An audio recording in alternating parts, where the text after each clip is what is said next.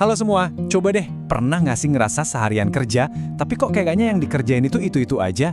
Tugas yang sama, berulang-ulang. Saya, jujur aja, sering banget ngerasain itu. Tapi, belakangan ini saya nemuin satu kunci yang bener-bener ngubah cara saya kerja. Ini bukan soal kerja lebih keras, tapi soal kerja lebih cerdas. Dan kunci itu adalah Artificial Intelligence atau AI. Yuk kita bedah bareng-bareng, kenapa ini penting banget buat kita tahu sekarang juga. Kita semua tahu banget kan rasanya, kayak kejebak di lingkaran setan rutinitas. Input data lagi, bikin laporan manual lagi, tugas-tugas administratif yang rasanya nggak ada habisnya. Energi kita tuh kayak kesedot sama hal-hal repetitif ini. Padahal pekerjaan yang lebih penting, yang butuh mikir strategis, malah jadi keteteran. Tapi gimana kalau saya bilang ada cara buat keluar dari jebakan itu? Nah, saya nemuin jawabannya pas saya mulai ngulik soal AI. Ini bukan soal mesin yang bakal ngambil alih kerjaan kita loh. Justru kebalikannya. Anggap aja kita punya asisten super cerdas yang ngeberesin semua hal membosankan, itu jadi kita bisa fokus ke hal yang emang butuh sentuhan manusia, kreativitas kita, ide-ide kita. Oke, jadi kita masuk ke bagian pertama. Manfaat paling nyata yang bakal langsung kita rasain adalah produktivitas kita meroket. Serius, ini bukan lagi omongan soal masa depan atau film fiksi ilmiah. AI itu alat praktis yang bisa kita pakai hari ini juga. Dan dampaknya, wah, drastis banget. Coba deh lihat perbandingan ini. Di kiri, ya dunia kerja yang kita kenal banget. Input data manual, numpukin kerjaan administratif. Nah, sekarang lihat yang kanan. Dengan AI, semua itu bisa diotomatisasi. Ini bukan cuma soal hemat waktu loh ya. Ini perubahan yang fundamental. Waktu kita yang berharga itu sekarang jadi bebas buat mikir strategis, buat berinovasi, buat mecahin masalah yang emang bener-bener penting. Hal yang sama juga berlaku buat cara kita ngambil keputusan. Coba bayangin deh, AI itu bisa membaca data dalam jumlah raksasa yang mustahil buat kita proses sendiri. Dia bisa nemuin pola-pola tersembunyi yang sering kita lewatin. Terus, dia kasih kita rekomendasi yang akurat. Hasilnya apa? Keputusan yang kita ambil jadi jauh lebih tajam, lebih cepat, dan yang paling penting, didukung sama data, bukan cuma kayaknya atau feeling doang. Oke, jadi produktivitas kita naik drastis. Keren. Tapi, terus apa hubungannya sama karir kita? Nah, ini dia poin kedua yang gak kalah penting. Punya skill AI, ini bukan cuma bikin kerjaan kita hari ini lebih gampang, tapi juga bikin kita jadi talenta yang paling dicari-cari di masa depan.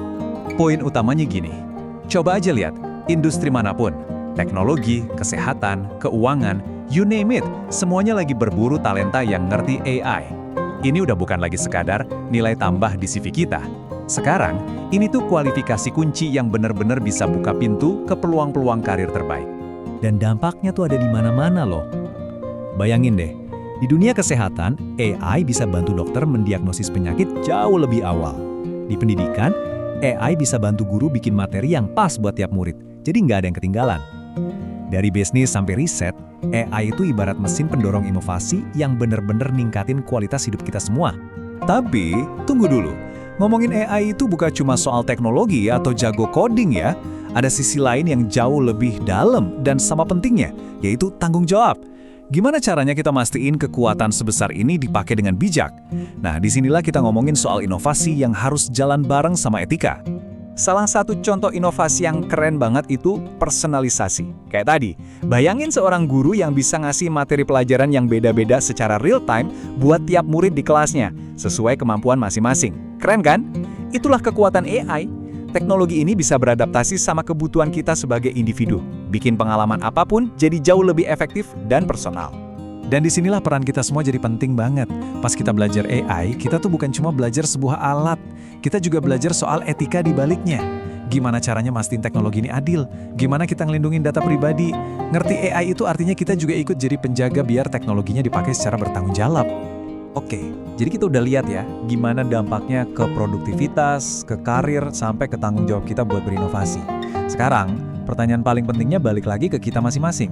So, what's next? Apa langkah selanjutnya? Gimana cara kita memulai perjalanan AI kita sendiri? Jadi, yuk kita rangkum sebentar. Belajar AI itu sekarang bukan lagi pilihan, tapi bisa dibilang keharusan. Ini soal ningkatin efisiensi kerja kita secara gila-gilaan. Ini soal ngebuka pintu karir yang mungkin dulu nggak pernah kita bayangin.